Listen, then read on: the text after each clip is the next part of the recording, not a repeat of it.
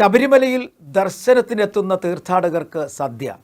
അതായിരുന്നു പുതിയതായി ചുമതലയേറ്റ Thiruvithamkoor Devaswom board president K ജയകുമാറിൻ്റെ ആദ്യ പ്രഖ്യാപനം തന്നെ.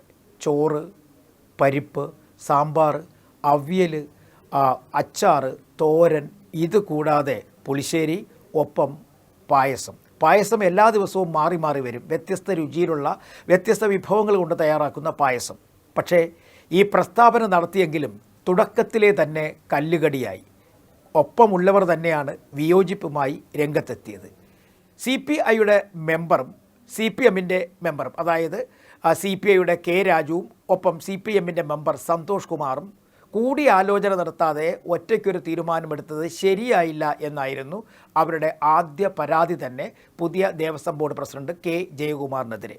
പക്ഷേ തീരുമാനം നല്ലതാണ്. കാരണം പണ്ട് ഏകദേശം 15 വർഷങ്ങൾക്ക് മുമ്പ് ശബരിമലയിൽ എത്തുന്ന തീർത്ഥാടകർക്ക് കാര്യമായ തരത്തിൽ ഭക്ഷണങ്ങൾ ലഭിക്കാത്തൊരു കാലമുണ്ടായിരുന്നു. അതായത് വെറും പയറും കഞ്ഞിയും ഒക്കെ നൽകി തീർത്ഥാടകർ ഇറങ്ങിപ്പോകുന്ന ഈ മകരവിളക്ക് ദിവസങ്ങളിലൊക്കെ ഭക്ഷണം കിട്ടാതെ മടങ്ങിപ്പോകുന്ന ഒരു സമയമുണ്ടായിരുന്നു. ആ സമയത്തൊക്കെ വലിയ തരത്തിൽ അവിടെ കച്ചവടം നടത്തുന്ന കച്ചവടക്കാർ പാവപ്പെട്ട തീർത്ഥാടകരെ കൊള്ളയടിക്കുമായിരുന്നു. അതായത് വലിയ പൈസയ്ക്കാണ് ആഹാര സാധനങ്ങൾ വിറ്റ് വന്നിരുന്നത്. അപ്പോൾ അതിനെതിരെ ഒരു നടപടി എന്ന നിലയ്ക്കായിരുന്നു കെ രാമൻ നായർ ദേവസ്വം ബോർഡ് പ്രസിഡന്റായിരുന്ന സമയത്ത് ശബരിമലയിൽ അന്നദാനം തുടങ്ങാൻ തീരുമാനിച്ചതും വലിയ അന്നദാന മണ്ഡപം പണിയുന്നതിന് വേണ്ടിയുള്ള നീക്കങ്ങൾ തുടങ്ങിയതുമൊക്കെ.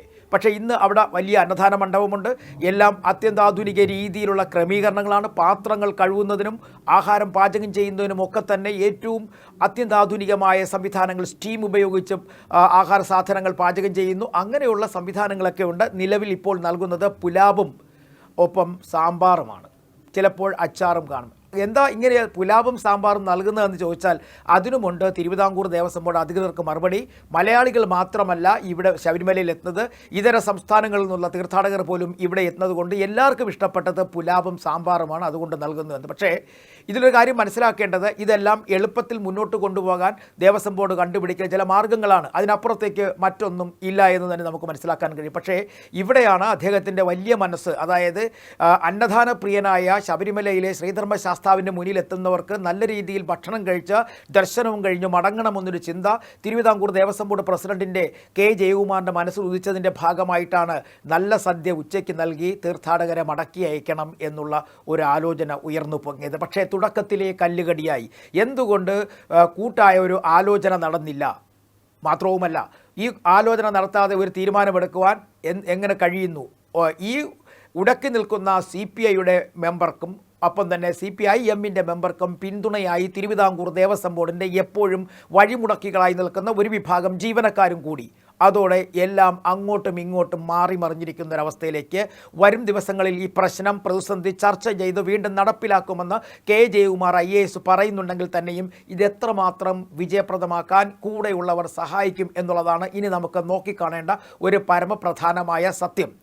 കഴിഞ്ഞ ദിവസം പറഞ്ഞിരുന്നത് എന്തുകൊണ്ട് സദ്യ വൈകുന്നു എന്ന് ചോദിച്ചപ്പോഴേക്കും വാഴയിലയിൽ സദ്യ വിളമ്പാൻ ചില ബുദ്ധിമുട്ടുകളുണ്ട്. കാരണം വാഴയില അല്ലെങ്കിൽ ആ ഭക്ഷണ പദാർത്ഥങ്ങളൊക്കെ സംസ്കരിക്കുന്നതിന് തക്കതായ ഒരു മാലിന്യ നിർമ്മാർജ്ജന പ്ലാന്റ് ഇല്ലാത്തത് കൊണ്ട് കുഴിയുള്ള പാത്രങ്ങളിൽ, സ്റ്റീൽ പാത്രങ്ങൾ വിളമ്പുന്നതിനെക്കുറിച്ച് ആലോചിക്കുന്ന ഒന്നാണ്. പക്ഷേ ഇത്രയധികം കുഴിയുള്ള സ്റ്റീൽ പാത്രങ്ങൾ വാങ്ങണമെങ്കിൽ വലിയൊരു തുക തന്നെ വേണമെന്ന് ദേവസ്വം ബോർഡ് അധികൃതർ ദേവസ്വം ബോർഡ് പ്രസിഡന്റ് കെ ജയകുമാറിനെ അറിയിക്കുന്നു. അങ്ങനെ അങ്ങോട്ടും ഇങ്ങോട്ടും തർക്കമായി ഇനി വരാൻ പോകുന്ന 5-ാം തീയതി ചേരാൻ പോകുന്ന ബോർഡ് യോഗത്തിൽ ഒരു അന്തിമ തീരുമാനം ഉണ്ടാകുമെന്നുള്ള പ്രതീക്ഷയാണ് ഇപ്പോഴത്തെ പ്രസിഡന്റ് കെ ജയകുമാർ IASനുള്ളത്. കാരണം നമ്മളൊരു കാര്യം മനസ്സിലാക്കുക, തിരുവിതാംകൂർ ദേവസ്വം ബോർഡിൻ്റെ മഹാമനസ്കതയല്ല ഇവിടെ അന്നദാനത്തിന് വേണ്ടത്. കാരണം അവിടെ എത്തുന്ന തീർത്ഥാടകർ നേർച്ചയായും വഴിപാടായും നൽകുന്ന വസ്തുക്കളുണ്ട്, പൈസയുണ്ട്, ഒപ്പം അവരുടെ ഇരുമുടിക്കെട്ടിൽ കൊണ്ടുവരുന്ന അരിയുണ്ട്. ഇതൊക്കെ ഈ അന്നദാനത്തിന് വേണ്ടി ഉപയോഗിക്കാം, അതല്ലെങ്കിൽ മറ്റൊരു തരത്തിൽ അത് ഉപയോഗിക്കാൻ കഴിയും. അങ്ങനെ ആരുടെയും പോക്കറ്റിൽ നിന്നും പൈസ എടുത്തുകൊണ്ട് അവിടെ എത്തുന്ന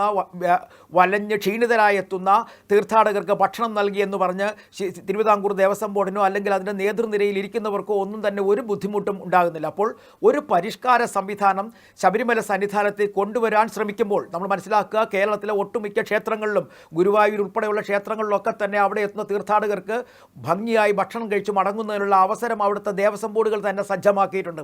അത് ശബരിമലയിൽ ഒന്ന് പരീക്ഷിക്കാൻ തയ്യാറെടുത്തപ്പോൾ തന്നെ ആദ്യമേ തന്നെ മുളയിലെ മുള്ളുവാൻ ആളുകൾ തയ്യാറായി കഴിഞ്ഞിരിക്കുന്നു. ഇവിടെയാണ് നമ്മൾ മനസ്സിലാക്കേണ്ടത്, വിശ്വാസങ്ങളെയും വിശ്വാസികളെയും അല്ല താല്പര്യം. പിന്നെ അതിനുമപ്പുറം സ്വന്തം കാര്യങ്ങൾ മുന്നോട്ട് പോവുക, ഏതെങ്കിലും ഒരു വികസന പ്രവർത്തനം മുന്നോട്ട് കൊണ്ടുവരുവാൻ ശ്രമിച്ചാൽ അതിനെതിരെ പാരവയ്ക്കുക എന്നൊരു സംസ്കാരം. ഒരു കാര്യം മനസ്സിലാക്കുക, വിശ്വാസികളിൽ അധിഷ്ഠിതമായി മുന്നോട്ട് പോകുന്ന ഒരു ക്ഷേത്രമാണ് ശബരിമല.